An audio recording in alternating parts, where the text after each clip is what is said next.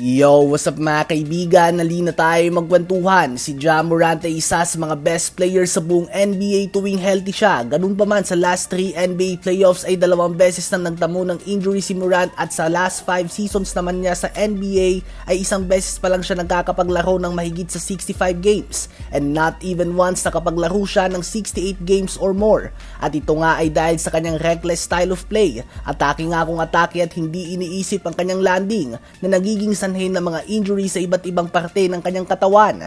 Hindi din nga nakakatulong na payat nga ang kanyang katawan mga kaibigan.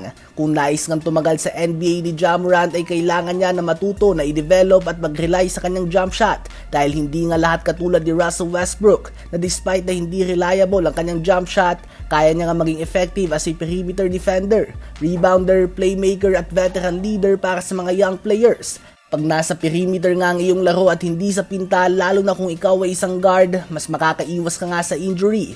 Madaming players na ang may style of play na katulad ni Ja Morant na kinain din ng mga injury, tulad ni John Wall, Derrick Rose, Dwayne Wade at iba pa. Si John Wall nga ay agad na nawalan ng team na magkasunod-sunod na ang kanyang mga injury. Si Derrick Rose ay solid pa din noon subalit malayo na ito sa kanyang prime na tumagal lamang ng 2 o 3 taon. Habang si Dwayne Wade naman ay mabuti na lamang at maaga siyang nakapagkampiyon at nakabuo ng super team ang Miami Heat noon. Subalit sa may dulo din nga ng kanyang career ay medyo binago na ni Wade ang kanyang style of play. Hindi na nga siya ganun ka-agresibo sa pag-atake sa basket at madalas na siyang pumoste sa mas maliliit na gwardya. At si Wade mismo ay aminado na ginawa niya ito dahil sa baldado na nga ang kanyang tuhod mula sa multiple injuries. Kaya naman ito na nga ang pattern kay Ja Morant mga kaibigan. Sana nga'y wag na nahintayin na mapilitan siyang baguhin ang kanyang style of play dahil sa mga injuries. Dahil hindi nga lahat ay kinakayang gawin ito.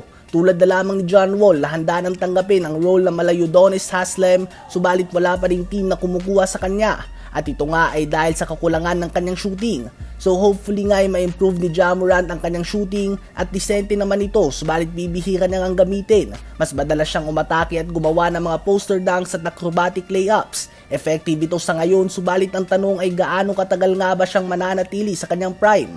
Madami na nga ang naging halimbawa, bukod na lamang sa mga nabanggit natin ay andyan din sila Baron Davis, Steve Francis at iba pa. Posibleng si Russell Westbrook lang nga may ganitong style of play na hindi injury prone. Other than the style of play ay kung gusto nga tumagal sa NBA ni Ja Morant ay kailangan niya din na maiwasan ang mga gulo sa labas ng court.